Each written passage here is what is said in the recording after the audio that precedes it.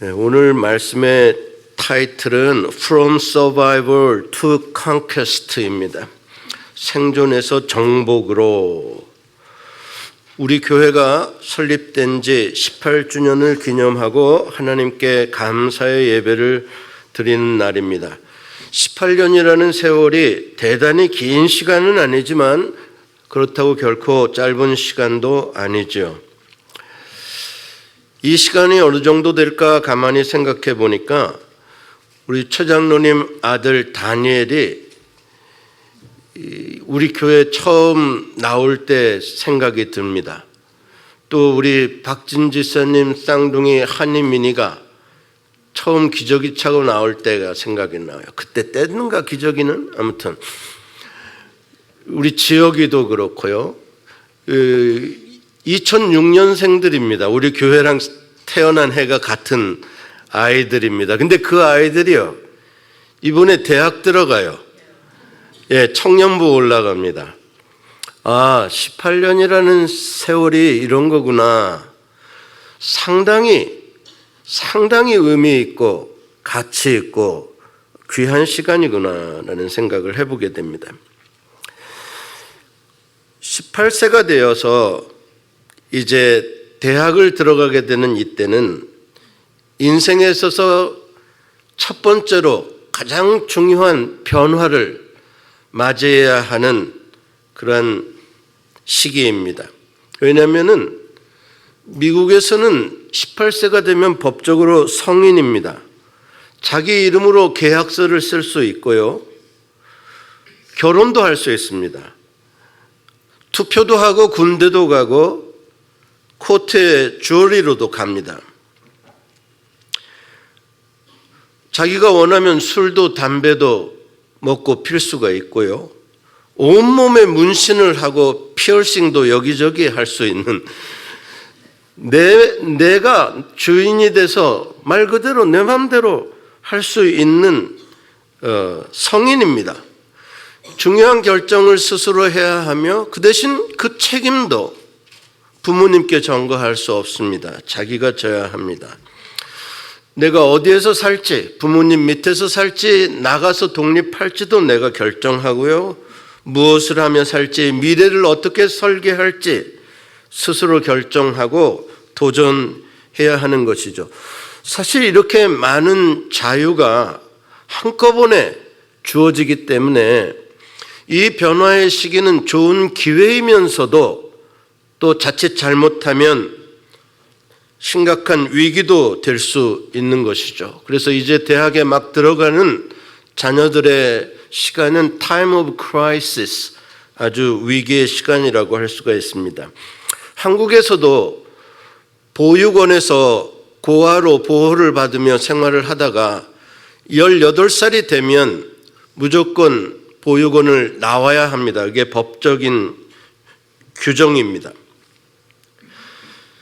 예를 들어 18년 동안 수족관에서 재롱 부리던 돌고래가 망망대해로 나오는 것과 같습니다. 날마다 사육사가 신선한 생선을 풍성하게 제공해 주었는데 이제는 큰 바다에 나와 상어들과 싸워야 하고 스스로 먹이를 사냥해야 하는 것이죠. 이스라엘 백성들도 이제 요단을 건너가 길갈에 진을 치고 첫 번째 유월절 음식을 가나안의 곡식으로 해먹고 나면 40년 동안 내리던 만나가 그칩니다. 날마다 주시던 40년간의 만나가 이제 멈춘다는 게 무슨 뜻이겠습니까? 이제부터는 스스로 하나님을 의지하고 하나님께서 그들을 위해 예비하신 그 가나안 땅을 정복해서 농사해서 그 소출로 양식을 먹고 살아야 한다라는 뜻입니다. 사실 이스라엘 백성들의 출애굽의 광야 역사를 돌이켜보면 보육원에서 양육받은 기간이 너무 오래 걸렸습니다. 무려 40년 동안 보육원 생활을 했어요. 심지어 그 기간 동안 출애굽 1세대들은 보육원을 떠나 세상에 나와보지도 못한 채 거기서 다 죽었습니다. 오직 여호수아와 갈렙만이 보육원을 떠나서 젖과 꿀이 흐르는 땅을 정복할 만큼 성장했을 뿐이죠. 나머지 모든 백성들은 40년 동안 보육원에서 이것저것 먹고 싶다고 불평하고 원망하고 불안하다고 짜증내고 젖먹이 아이처럼 징징거리며 살았습니다.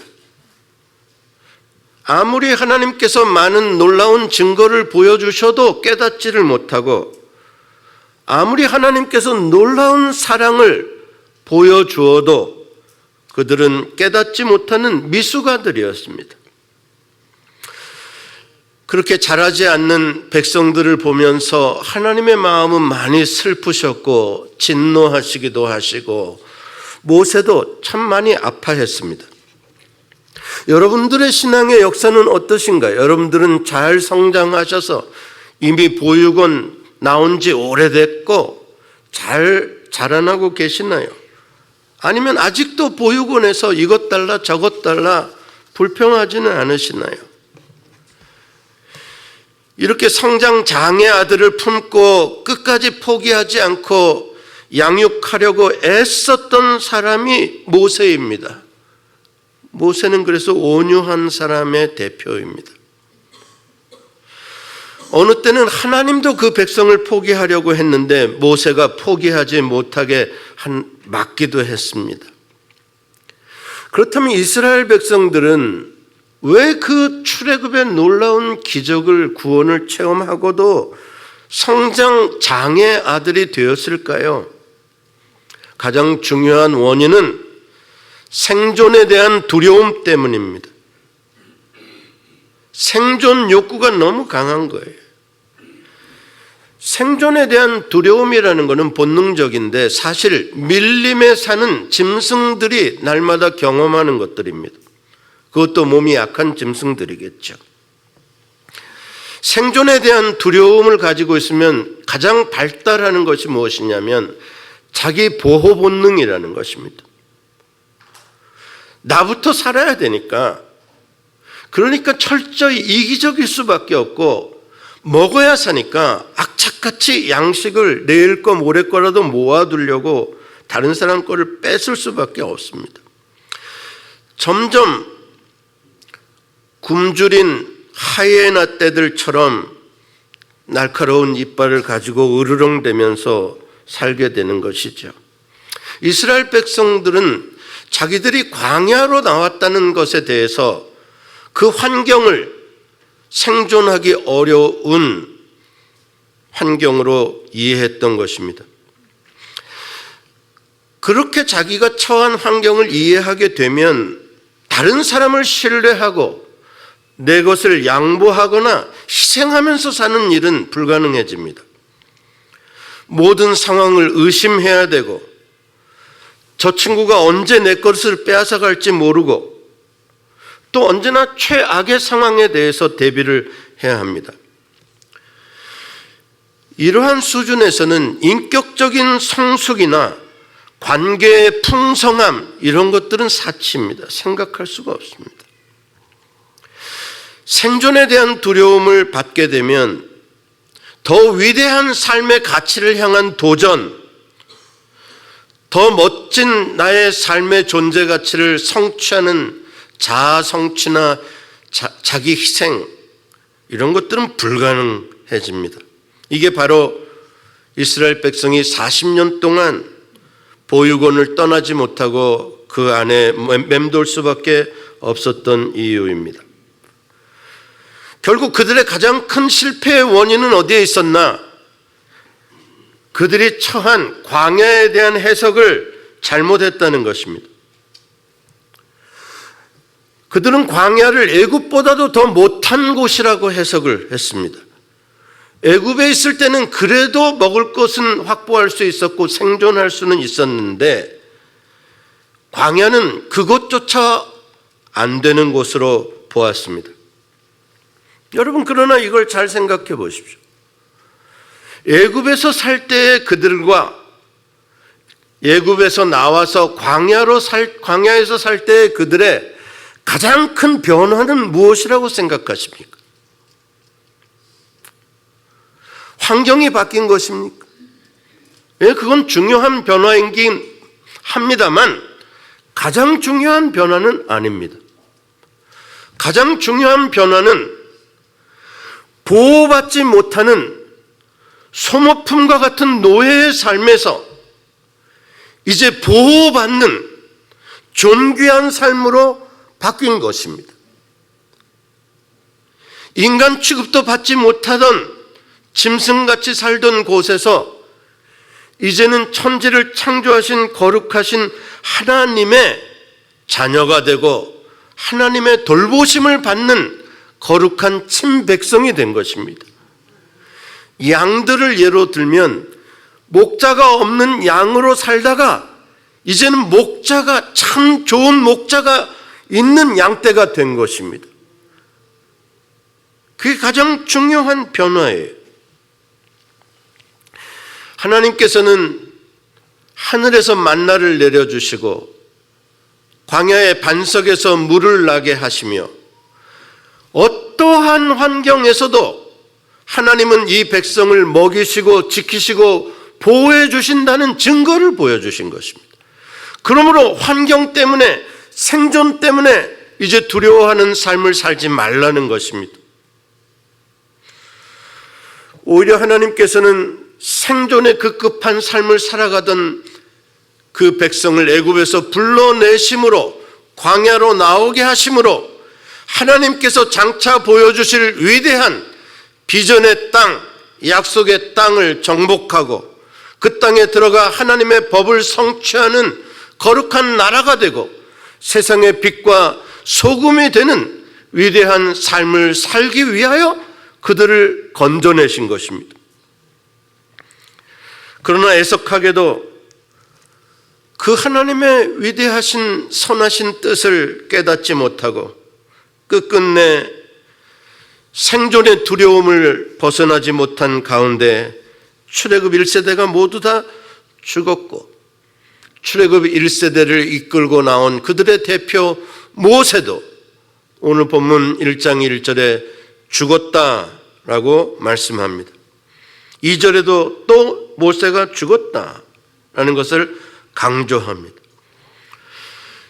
모세는 위대한 일을 했습니다. 40년 동안 포기하지 않고 그 백성들의 생존을 지켜냈습니다. 그러나 모세는 한편으로는 실패자입니다. 하나님의 위대한 비전 속으로 들어가게 해주지는 못했습니다. 그래서 모세와 출애굽 1세대는 오직 생존의 아이콘일 뿐입니다. 그렇습니다. 이렇게 생존 모드로 맞추어진 사람은 절대로 정복을 위하여 도전하지 못합니다.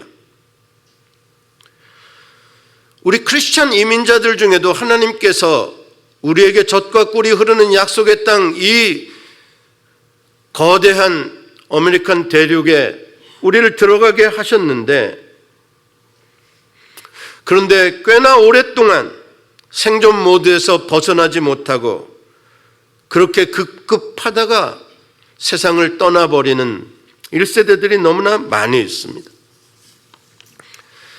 모세가 죽었다는 뜻은 이제 이스라엘 백성이 생존 모드로 살던 지난 세월에서 깨어나지 않으면 안 되는 마지막 결정적인 순간이 되었다는 의미입니다. 이제 대학교에 입학하는 우리 자녀들이 계속해서 부모님 밑에서 어리광이나 부르고 그러한 아이 같은 모드로 있어서는 안 되는 것과 같습니다. 이제는 18세의 성인으로서 자기의 미래를 위하여 더 힘들고 어려운 일에 스스로 도전해야 합니다. 바로 이때에 새로운 도전의 리더로서 하나님께서는 여호수아를 모세를 대신하여 등장시키십니다. 여호수아는 이미 오래전에 가나안 땅을 정탐했을 때부터 그의 마음은 정복 모드로 바뀌어진 두 사람 중에 하나입니다. 갈렙과 여호수아. 여호수아는 그때도 당장 올라가서 그 땅을 차지할 수 있을 것을 믿었던 사람입니다. 그 정복 모드를 가졌던 사람이 40년 동안 생존 모드를 가진 사람들 속에서 살아야 했으니 얼마나 속이 터졌겠습니까? 40년 동안 그 안에 응축되어졌던 정복 모드의 에너지가 이제 그가 리더가 되면서 비로소 분출되기 시작하는 것이죠. 물론 모세가 가나안 땅 정복하는 모습을 보지 못하고 죽은 것은 안타까운 일이지만 모세가 아니라 여호수아가 정복 시대를 이끌을 새로운 지도자가 되는 것은 맞습니다. 지금 요단을 건너가는 이 세대는 출애굽 2세대들입니다. 광야에서 출생한 자들이고 이들은 지금 새 믿음으로 요단을 건너 약속의 땅을 정복하러 갑니다. 그들에게 제2세대의 지도자가 필요했던 것입니다. 우리 하나님은 실수함이 없으신 분이십니다. 모세가 혼자서 하나님의 뜻을 다 성취하는 것이 아닙니다. 하나님의 뜻은 너무나 크고 광대하고 어느 때는 오래 걸리기도 하기 때문에 우리 한 사람의 세대 동안 성취하지 못하는 일들이 많이 있습니다. 그래서 다음 세대 또 다음 세대에 새로운 지도자들을 세워가시며 하나님께서는 그 계획하셨던 역사를 이어서 성취하십니다. 우리 예수만교회가 꼭 그런 상황에 이르렀습니다. 이제 우리 교회는 18세가 되어 어린아이의 모습을 버리고 자발적인 도전과 새로운 시대에 대한 정복으로 우리의 영적인 모드를 바꾸어야 할 때가 되었습니다. 저는 교회를 개척하고 그때 주님께서 주시는 비전들을 보았습니다. 그러나 지금 거기에 이르지 못했습니다. 지난 18년 동안 낯선 땅에 낯선 사람들이 만나 서로를 신뢰하지 못하는 생존 모드로 살아가는 성도들과 더불어서 생존을 위하여 투쟁해야 했습니다. 여러분, 지역교회는 생기기도 쉽지만 없어지기도 쉽습니다. 뿌리가 깊이 내려간다는 것 굉장히 어렵습니다. 교회를 회방하는 악한 영들이 있기 때문에 교회에 큰 분란이 일어나면 잘 나가던 교회들도 문을 닫아버리고 소멸될 수 있기 때문에 18년 동안 생존을 위하여 늘 조심스러웠습니다. 그러나 이제는 18세가 되었습니다. 생존에서 정복으로 변해야 할 때가 되었다는 뜻입니다. 저는 이제 마지막 열기를 뿜어내는 연탄입니다. 연탄이 아직 마지막 불이 뜨거울 때 그 위에 새 연탄을 올려놓아야 새 연탄에 강하게 불이 옮겨 붙습니다. 주님께서는 저에게 그 마지막 불의 역할을 하게 하셨습니다. 이제 우리 교회는 더 큰 성숙을 향해서 더 큰 성장을 위하여 요단을 일어나 건너가야 합니다. 우리에게 주고자 하시는 약속의 땅을 이제는 믿음으로 정복해야 할 때가 온 것입니다. 그 일을 위해서 여러분들은 성장하셔야 합니다. 여호수아처럼 갈렙처럼 이제는 자발적으로 자의적으로 스스로 기도하고 말씀 읽고 예배하고 봉사할 수 있는 수준으로 올라가셔야 합니다. 그 일을 위해서 성도님들이 이기적이고 툭하면 누구 탓이나 하고 불평하는 이젠 그런 생존 모드의 어린아이의 모습을 버려야 합니다. 지금 우리 교회는 이대 목사님을 청빙하는 광고를 내고 기도하며 준비하고 있습니다. 이 모든 뜻을 갖게 해주시고 역사를 진행하시는 분은 교회의 머리 되신 주님인 것을 믿습니다. 그렇기 때문에 여호수아보다 더 훌륭한 이대 목사님을 주님은 예비해 놓으셨을 것이라 믿습니다. 예비된 목사님이 언젠가 오시게 되면 유 목사님이 진짜인지 아닌지 내가 1년만 보리라. 1년 가지고는 아직 모르겠네. 5년만 내가 관찰하리라. 5년 봤는데 아직도 모르겠네. 한 10년만 두고 보리라. 사람은 10년은 사귀어봐야 안다고. 세월 날 셉니다. 제가 개척하고 18년 여기까지 왔는데 지금도 저한테 이 목사 진짜인지 가짜인지 이러고 있습니다. 딱 두 사람이 있어요. 그러다가 가짜네 그러고 또 안 나오는 사람도 있습니다. 아무것도 못합니다. 사랑하는 성도 여러분, 이제 주님이 보내주시는 다음 목사님이 오시면 주님이 세우신 리더니까 여러분들이 일심동체가 돼서 단결해서 한마음으로 여러분 스스로를 믿고 여러분의 형제 자매를 믿고 담임 목사를 믿고 이제 이 미국 대륙과 세계를 향하여 주님이 여러분들에게 주시고자 하시는 여러분 후손까지의 분깃이 있지 않습니까? 여러분들의 약속해 주시는 포션이 있지 않습니까? 그것을 정복하여 받아 누리시는 분들이 되시기를 바랍니다. 기도하시겠습니다. 하나님 아버지,